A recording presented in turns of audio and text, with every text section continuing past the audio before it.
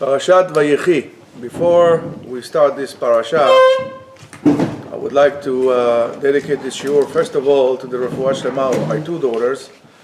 One of them had surgery, so her name is Clara Rachel Bat Fegel Sarah, and my other daughter Efrat or Efi Bat Fegel Sarah.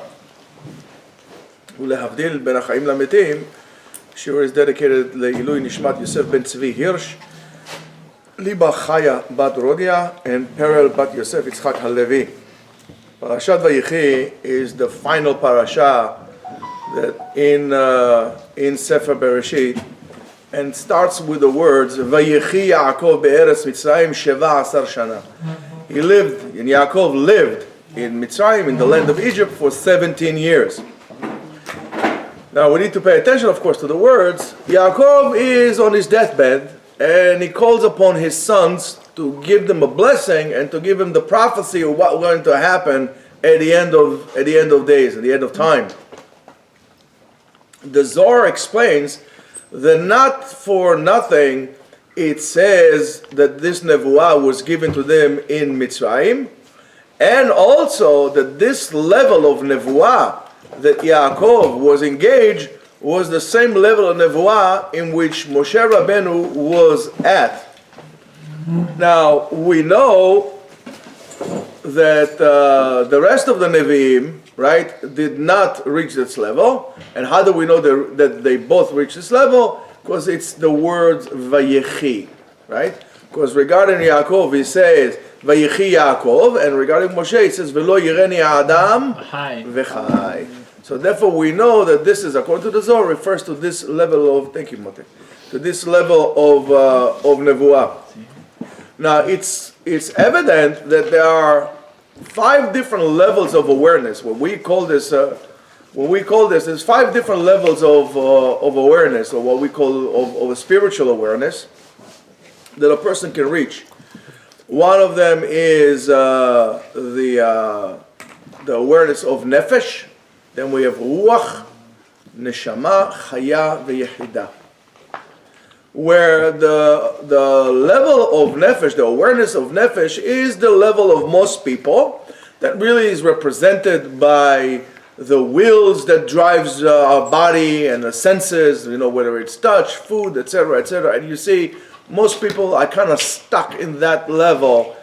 And it's quite evident when they go all aboard that. Now, with the way they eat, or with the way they talk, and so on and so forth, and what they want to see, and so on. And in that level of that nefesh, it's actually being divided in what we call nefesh behemit, the behemic urge, which is really the urges that we need for sustaining our livelihood. And what we call nefesh sichlit. Nefesh sichlit is going to be your intellectual motives, which is going to be curiosity and and the need to know things, and and a hunger to know new things, and so on and so forth. The more we develop spiritually, we go up to the levels. We go level by level, up. And hopefully we are developing spiritually. Unfortunately, not everybody is developed spiritually. There are people who are immersed and stuck in that level of not only nefesh sichlit, nefesh behemit, the rest of their lives. Like, basically something like sex, drugs, and rock and roll. That's all they're interested about, if you know what I mean. So, and this is very sad, but however, that's a choice of people to be. When we go to the level, from one level to another level, we can finally reach the level of the word Vayechi. And the word Vayechi really represents the 4th level, which is the level of, when a person reaches this level, that's a level of prophecy, which is called chaya, livelihood, chaya. And from that it goes to the, you can reach the level of Yechida, the highest level, the 5th level with Yechida, which is the highest possible level of awareness that was reached one time in history, and that's the level that we all reach when we were at Mount Sinai, when we received the Torah at Mount Sinai. Right, but most people don't reach that. Now, going back to our parasha, Rabbi Levi Ben Gershom. Wow, very nice. Rabbi Levi ben Gershom, which lived in the years 1100s? 1300. 1288 to 1344. And he lived in Spain. Provence, right? He was a scientist, he was a mathematician, astronomer, philosopher. It's something unique about the Perush of the Ralbag that he used to finish every Perush that he had, every explanation, every commentary that he had on the Torah. He used to divide by what's it called to'alot. To'alot, like benefits. What's the benefit of that? And he used to divide it to basically to three different benefits that you can get from the lessons that you can get from the parasha. And so the first one was deot, in other words, philosophical aspects that really rise up from the parasha. Midot, anything that has to do with fixing up your character and so on and so forth, or behavior. And the third one is really mitzvot. And he writes, which is very interesting, that only a combination of all three categories together can bring you up to internal perfection, to shlemut, to internal harmony that a person can have. And this is what HaKadosh Baruch Hu had in mind from, for us, for humans to really reach by telling us what the Torah is. That's why the Torah recorded very specific conversations and very specific events to really guide us to it. The Torah is not a history book, and it's not God forbid, some kind of a soap opera that we have there. There is a reason, and these are the reasons according to the Ralbag. However, in Parashat Vayechi, the Ralbag identified not 3, but rather 15 different benefits that we could learn and acquire to our spiritual growth. That's why it's very important to read commentators. And if you haven't picked yet a designated commentator for this year, maybe you should pick up the Perush of the Ralbag and go run with it through the whole entire year. The many of us just, since we were talking, we could just, do that. So he said the first one is referring to the midot, to the characters, to the way you do things. And it says, and I'm quoting, "Sheraui la'adam sheyoil levanav, kefi ma she'efshar lo kodem oto." A person should do whatever he can to benefit his children before he dies. Now, since we don't know where we're going to die, I guess it's something that really would prolong throughout life, but especially right before a person dies. And he says, "Velezeh timtza," and because of that, you would see, "Shehishtadel Yaakov." Yaakov really made an effort, "Lehodia lebanav et asher yakum b'acharit hayamim." Whatever is going to happen at the end of the day. How do you feel now? A little better. Okay, take a little bit more. Thank you. So, and why is that? Pay attention to what he's saying, which is a very big, message for us. "Lehishtadel bera shelo yagia." Now, what the Ralbag is telling us here is something fascinating. It's not just enough not to do bad things and to do only good things. You need to make an effort. The effort regarding the bad stuff, you need to make an effort to make sure it doesn't arrive to you. And that will be in almost every aspect of your life. Just by you doing the right thing is not good enough. The same thing as we spoke before. If you have somebody who is a bad influence on you, right? You need to do, it's not enough for you to do the mitzvot and to sit down and to do daf yomi and so on and so forth. You need to make sure he doesn't reach out to you. So either you stop him, right? Or you just break away from him. Don't hang around and linger around people who would be a bad influence to you. Or go into situations which would be bad for you. That we all need to know that. Lishtadel bera shelo yagia. You need to make an effort, or to put boundaries around you, whatever it is, that would not come to you. If you and the most common thing is people who are poisonous. There are certain people who are really poisonous. People who are negative all the time. And by the way, one way to become negative all the time is to be on the phone all the time. Right, David? So be on the phone all the time, that's a bit different, because you are becoming very passive when you are on the phone, watching your, and messaging and TikToking and Instagramming and this whole entire thing. You're becoming very passive, and you don't know what seeds of poison is actually penetrating into your existence. You have no idea. You wanna do l'ishtadel betov? Stay. And what do we say? Sur mera va'aseh tov. You have to separate yourself from bad, and you have to be active about doing good. Both of them are active. Sur mera. Don't just sit there and close yourself. Sur mera. Run away from bad.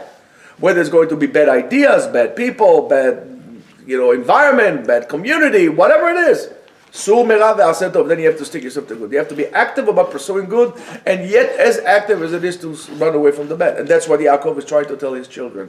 However, the Ralbag said the best time to do so is really right before you die. And we'll see exactly why right before you die. What's the importance before you die, especially back then. However, Yaakov wanted to help his children to really not only to help them prevent for something bad happen to them, but really try to help them so they could become the best in which they could become. Now, when we clear a path in such a clear way to any person, the question is, of course, do we leave this person any place for his free choice? And that is beyond the scope of what we're doing now.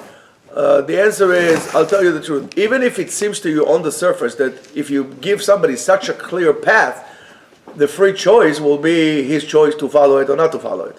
As they say, you can bring the horse to the water, you cannot make it drink. You can drown the horse, but you cannot make it drink. Right? You never heard of that one, I'm a psychologist. Now, based on that, we could, based on what we said so far, we could really conclude and realize the great influence that parents have over their children.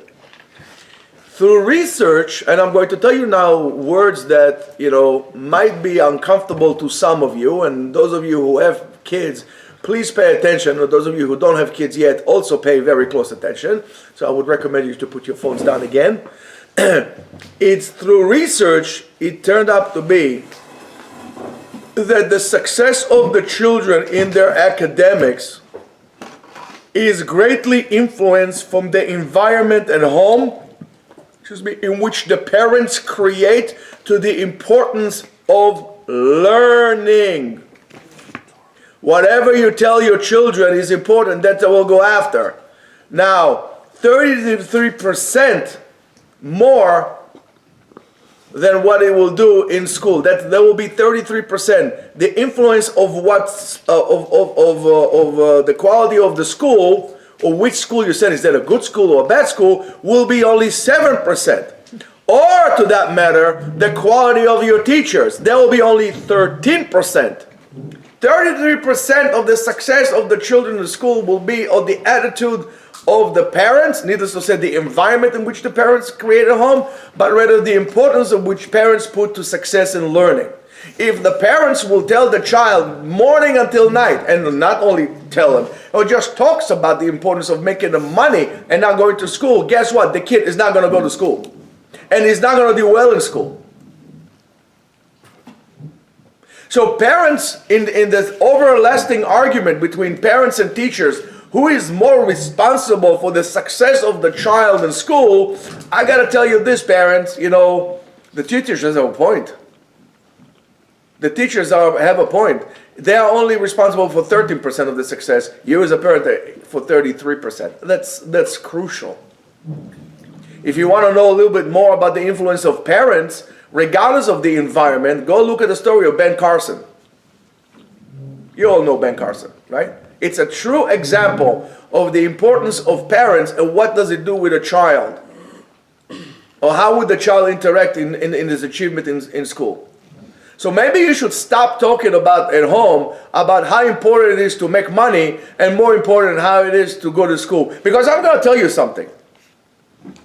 If you're going to teach your kids that money is just important, you're failing out on something great, because you're teaching your kid that school is not important, learning is not important. Money is money.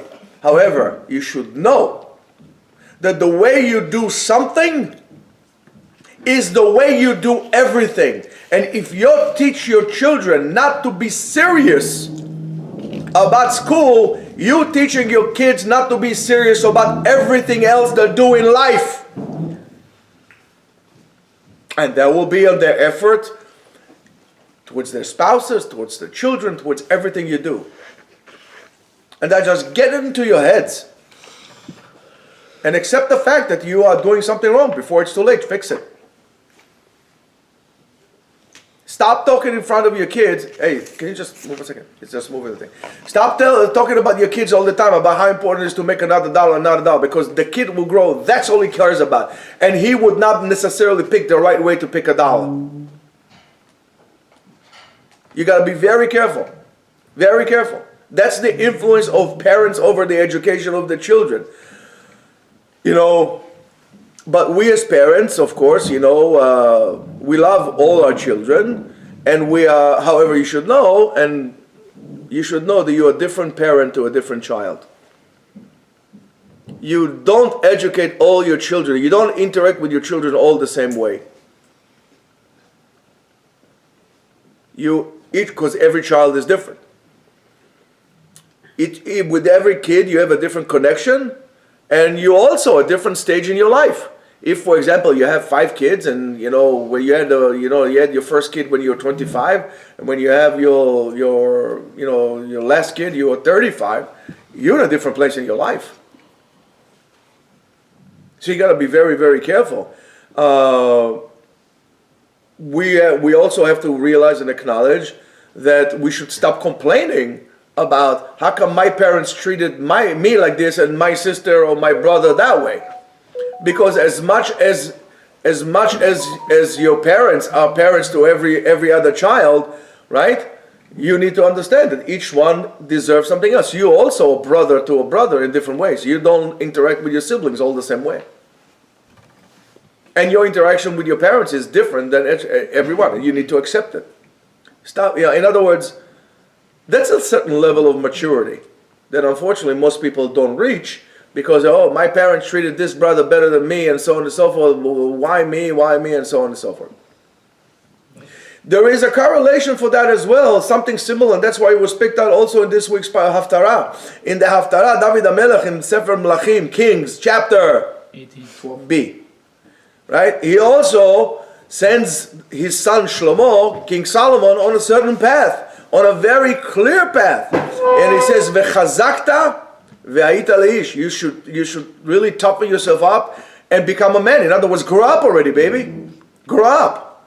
The worst thing that a parent can do for his child is prevent him from growing up. In other words, if you have a kid who's 20 years old, let go, man. Let go.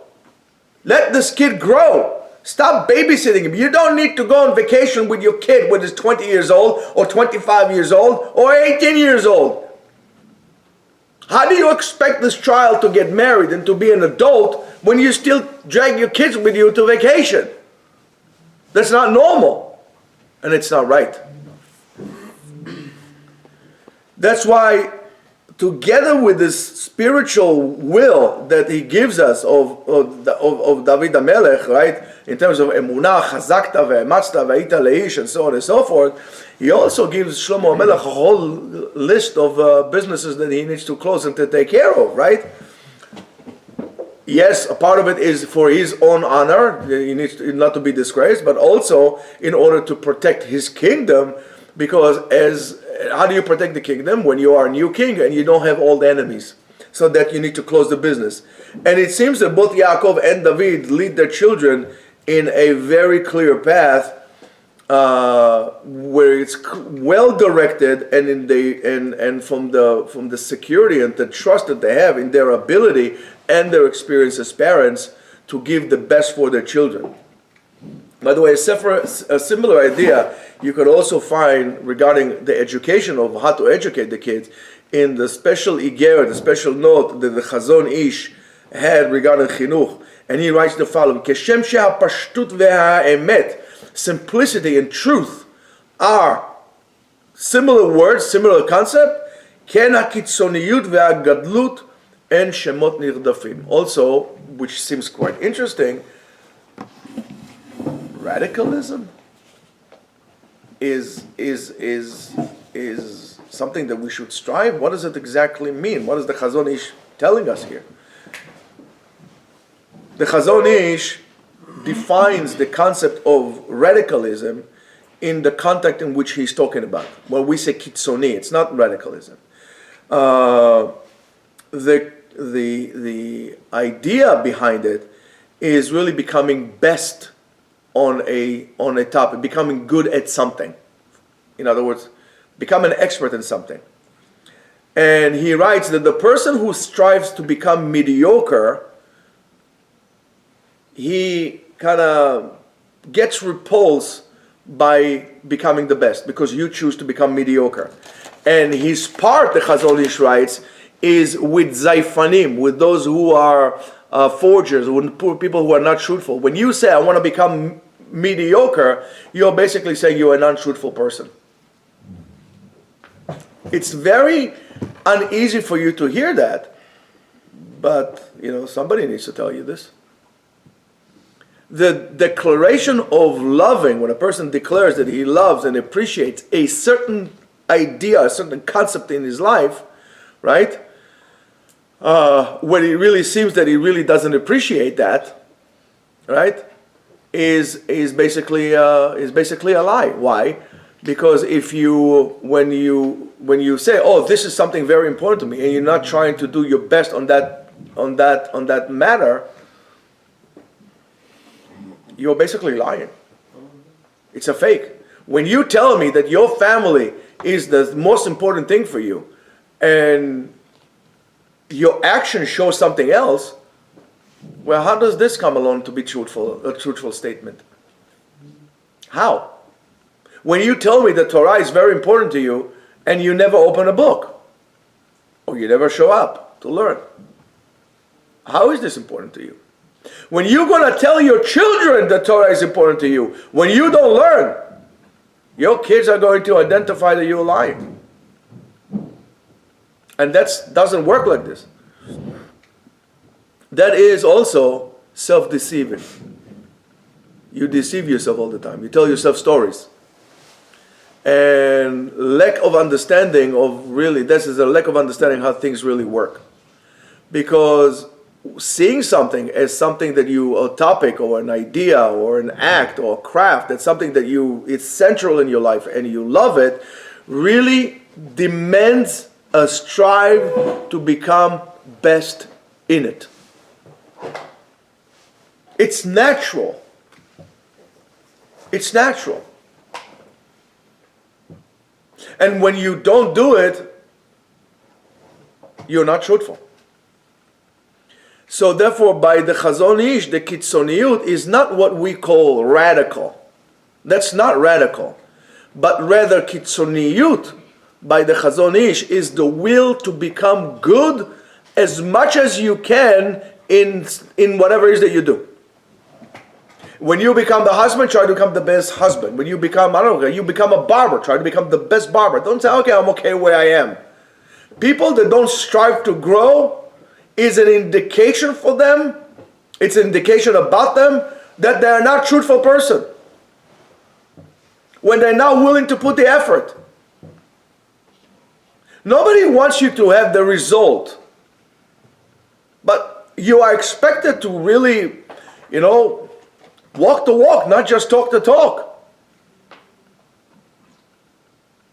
And that is when you tell me that you like your kids, How do you exactly educate your kids? If you want to educate your kids, you don't have time for friends. You got to be with your kids.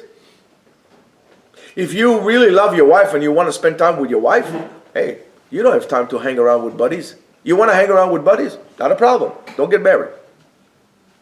Hang around with buddies all day long. You have no business going on a date if you want to hang around with buddies. You want to hang around with your friends? Sit down and learn Torah. That will be a benefit for your wife. Are you good at something? Again, is there anything that you could show to yourself that you're good at besides deceiving yourself? We're all experts in deceiving ourselves. Are you good at something? The fact, by the way, that you got a certain certificate doesn't mean you're good at it. It just means a certain milestone you reach. You're not good at it yet. Whether you're a rabbi or a doctor or a PhD or a lawyer or whatever it is. Are you at the level that you could really be? Okay, so let's say you got a PhD now in psychology. Are you at the level of expertise, or are you a real expert? Or you just got a certificate, or you became a rabbi? Are you really at that level? I mean, if you're a rabbi, and Rabbi Ovadia is a rabbi, are you the same rabbis? He's a rabbi, you're a rabbi. He's a doctor, you're a doctor. Are you at that level? You're not. If you got a PhD in chemistry, are you at the level of the guy who is going to win Nobel Prize in chemistry? It doesn't mean that. The only way you're going to reach is if you're going to continue going and be truthful about it. One of the problems is that we don't become good at something is we go into paths in our life which we don't really like. Because we want somebody else's approval, not because what we really like.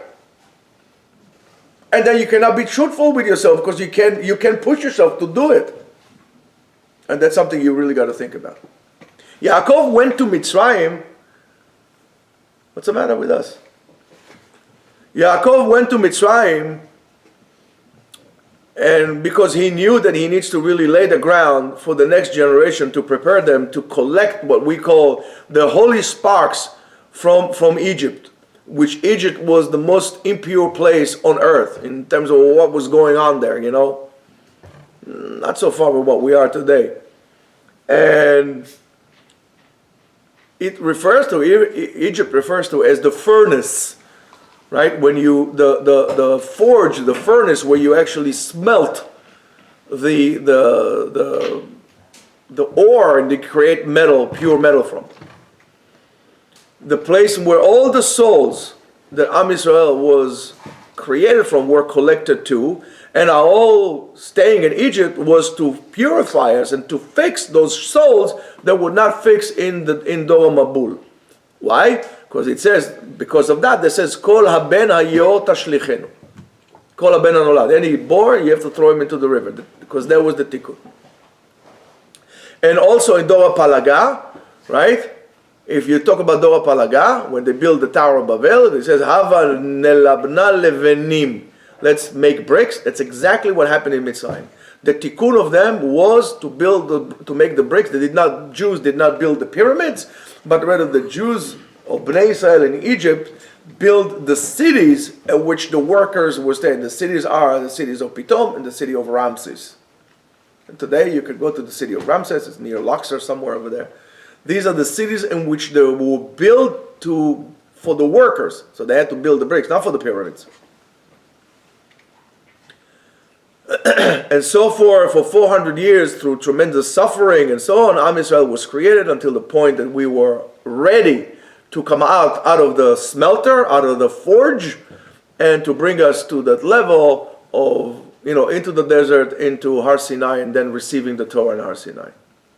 Yaakov, by the way, in this process, right here, before our death, and this is a very, in a way, sad time, but yet amazing time. Yaakov fully becomes Israel at that point. In other words, he was able to complete a tremendous transformation in his life. He was transformed from Yaakov to Israel, and we see this back and forward all the time. One time he's called Yaakov, one time he's called Israel, but right now, he is at the level of Israel, complete Israel. There's no more going back to Yaakov. And a tremendous part in this transformation of becoming Israel is really filling the space, or filling space with the truth, with the concept of the truth. In other words, fill or flood the awareness with the truth. We cannot become full unless we reach that level of truth. To bring it on the surface and to reveal it, to be able to reveal the truth, not to hide the truth, without hiding or disguising, God forbid, so the brothers would not die before, would not fight. And one time somebody told me, he said, listen, I'm doing A, B, and C because I don't want my children to fight after my death. That is a fake statement. Yaakov Avinu is not afraid about this. Oh, I'm going to cover the truth so there's not going to be any animosity. I'm going to cover the truth so there won't be fighting. That's not really what it is. Yaakov also knows he has to say the truth, like most people like to create a fake harmony. Everybody's good, everybody's happy, everybody's mindful. That's baloney. I'm not saying you should not be mindful, but be really truthful about it. Most people say everything is good. Sometimes it really bothers me when people, it not bothers me, I understand because it became a slogan without really thinking about it. You see a person, how's everything? Baruch Hashem. Then he gives you a whole entire list of things that are bad. So it's really Baruch Hashem? Everything is bad? I don't understand. Do you really mean what you say? Say, listen, Yaakov Avinu did not have a hard time telling Paro, listen, I had two lives and they were really bad and they were really suffering. Yaakov Avinu did not want Paro last week, right? Yaakov Avinu did not want Paro to feel bad for him. Yaakov Avinu told him the truth. Yes, my life were hard, they were bad. It was not easy. You got punished for that. Excuse me? You got punished for that. That's why you think he got punished for it. Where do you say in the Torah he got punished for it? I don't think the Ibn Ezra will tell you he got punished for it. Do you understand? Say the truth. Yeah, it was hard. But you know what? It was hard. But Baruch Hashem, I'm here. I'm good. I'm right now. I'm here. I am where I am. You should know, as they say, usually the most difficult road, most of the time, bring you to the most beautiful places. And that's the journey of Am Yisrael, by the way. I don't know if any of you, ever going to go on a 4x4 trip to a place that is going to be really rugged and really hard with no showers and dust. But I can guarantee you're going to see places that you're never going to see before. And most people would never see in their lives. What kind of a journey do you want? You want to go on a highway? All your life on a highway? You're not going to see anything on a highway. You need to get off the highway. You got to take the winding roads. You got to tough it up. And that's exactly what it was. Yaakov Avinu was not complaining. He said, listen, that's where we're at. So we have to say things without any kind of fear, with any kind of cheshbonot, any kind of calculation, and to really say the truth. And maybe along the line to give a little bit of direction and some kind of guidance in this time. There's nothing that is bad or not right for a parent to really recommend his children to which way they should take and which path they should take and so on and so forth. Even if it takes a tremendous transformation from the kids and tremendous change, if you see your kid is doing something wrong, please tell them that. Don't make excuses why it's okay for your kid to do what he's doing. For example, if you see your kid smoking pot like it's going out of season, tell him, buddy, it's wrong what you're doing. Don't justify it. Well, he's going to grow out of it. Don't justify it. I hate when parents say, oh, don't worry, he's going to grow out of it. You see your kid is suffering or going through some difficulties. Don't just sit there and wait for things to happen. Tell them, listen, if you need help, I'll help you. I'm here for you. Let's go to rehab. And don't tell me no, right? Do something. Right? You see your kid struggling with something, I don't know, he's suffering from tremendous, he can't sit down, get him evaluated. Don't let, he's going to grow out of it. When you tell me, he's going to grow out of it, basically you tell me, I don't want to deal with it. And I'm sure if you work with kids, you hear this all the time. Don't worry. Listen, your kid cannot sit 5 minutes in the class. He gets up 50 times, walks out. I think he has ADHD. Don't worry, he's going to grow out of it. That doesn't work. You don't, by the way, you should know, you don't grow out of ADHD. You don't grow out of it. Whether it's a hyperactive component or ADD or ADHD, you don't grow out of it. You always have it. And it's going to chase you all your life. You're going to deal with it like anything else. It's okay for a parent to tell your son, listen, you're not doing the right thing. However, that needs to be completely objective. And even if it comes to, to something that is painful. But only if you are a truthful person. If you don't have any other, hidden agendas under the surface. Yaakov Avinu reached this level that he gets the ability to say it as it is, to say the truth as it is in the most objective way. So therefore, no hard feeling. It was objective. Yaakov Avinu, listen, he was about to die. He has nothing to get out of it besides what he wants best for his kids. Most parents, or many parents, will tell you, oh, I really want what's best for my kids. You're going to give them advice, it's going to destroy them. Because you're subjective on that. You're not objective. If you don't live truthful life, you cannot give anybody, including your kids, a good advice. When a person reaches this kind of a level, or this kind of a point from his life, he should know only a person like this is truthfully free. All this system of lies and all this apparatus of lies that we build around us all the time, all our lives, are basically chains and ropes that really ties us and enslave us and prevents us from growing. All the stories that we tell everybody, we tell about our lives, all these excuses that we make on our lives all the time, these are the things that really enslave us all the time and prevent us to grow, to be able to reach the truth. And you know, it's sad. We develop a whole system of a whole industry of lies around ourselves, of excuses, why this and why that, instead of just touching the truth. And it really comes as a continuation of what the parents did to the children. How the parents interacted with the kids, which was not truthful, because they're themselves like this. That needs to break. Yaakov Avinu says, listen, I'm about to die. That needs to break. And believe me, I still remember that probably the most meaningful conversation that I had with my dad in all my life was before he died. And it wasn't more than one sentence that my father told me. I'm not going to repeat it because it's with me and my dad. But it was better than any compliment I got in my life. Or I didn't get in my life. Because at that point, my father reached a point of complete truthfulness. Now, when, you know, through the thousands of generations that Am Yisrael was able to come out of bad situation, came out always strong, and really were able to really make the best out of even the worst situation that came to our ways. And you see it throughout history all the time. Whether it was the slavery in Egypt, we reached a certain level of Har Sinai, and after the first destruction of the temple. By the way, anybody knows where the temple is? Or was? It's in Jerusalem. The temple is in Jerusalem. And you know where? Anybody knows where? On the Temple Mount. And you know right now what is on the Temple Mount? The Temple Mount is a mosque, exactly. The Temple Mount was occupied. It's occupied territory by Muslims that took it over from the Jews.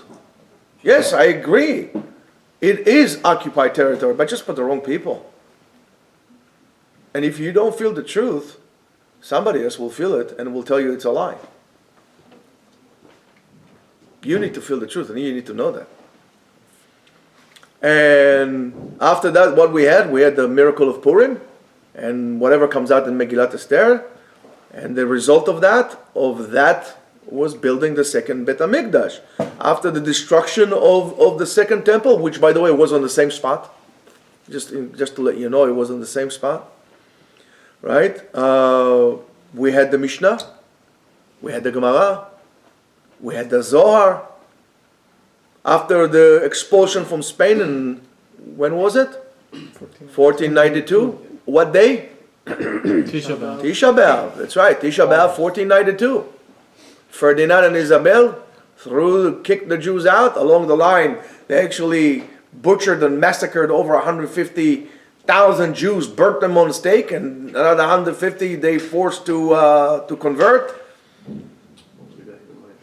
And you should know, as I sent it to you, a lot of those people actually went to the New World, and a lot of people in South America or Central America actually have Jewish roots in them. So after the expulsion of Spain, we had the We had the golden era of Tzfat and the Mekubalim in Tzfat, and the flourishing of Kabbalah, the Shulchan Aruch, etc., etc., etc. After the Holocaust, the terrible Holocaust, we are still in the process of having the state of Israel. And really the message of this parasha really is, according to the Zohar, is in the point that Yaakov, as we said, reached the highest level. Where? To show us, to teach us. Only in Mitzrayim he was able to reach that level. In the darkest place he was able to do so. That really, as we say, Egypt symbolizes the lowest place in which a person can fall to, and the breakage of a heart that comes, the kind of depression that a person feels when he falls to such a low place. The secret of life and the secret of Sefer Bereshit, the book of Genesis, that really deals with people, is in falling down, in having difficulties, in making mistakes. And this is what we go through all the time, and that's why I'm not always trying to listen. Again, I said it a million times about the greatness of our forefathers, the patriarchs, the matriarchs, and everybody else that came after them, in terms of the amazing people that they were and what they were. But for whatever reason, the Torah always tries to show us their mistakes for two reasons. First of all, so we never claim that anybody is God, including Moses. And second, to show us their mistakes so we can fix it. To show us that even great people make mistakes. However, the greatness is by their ability to snap out of those mistakes, to take this downfall and to create a catapult to really bring them to a higher height, to a higher level in which they were before. And so is for us. The Torah sees any falling down an opportunity to really elevate ourselves above our old nature, our old natural thing. And that's what Rav Nachman says. You go one step down, two steps up. And that's what it says in Tehillim, that the tzaddik, a righteous person, is not the person who doesn't sin, is the person that stumbles 7 times and yet keeps on getting up the 8th time, and then he gets up. And by doing so, by getting up and fixing ourselves, we really are able to see and create a new future that was better than anything we expected and anything better than we could imagine. And that good future can only come from the rebel of the past, from the destruction of the past. That's what we bring it up. It's like the Jewish people are like the Sphinx, that from the ashes rises this majestic creature. Am Yisrael is like this. That's why Rav Nachman says, En Yeush Ba'olam. There's no such thing as giving up. Never give up. Even if you fell down, sit down, evaluate what happened to you, debrief yourself of what exactly happened, and create a better future for yourself. The same thing for us. I really hope that tomorrow we don't have to fast. Even though it's Friday, hopefully Mashiach will come and we don't have to fast. But if not, let it be the last time that we're going to fast, and we'll really be able to all pick ourselves and build a better future for ourselves and better future for the whole entire world. Shabbat Shalom.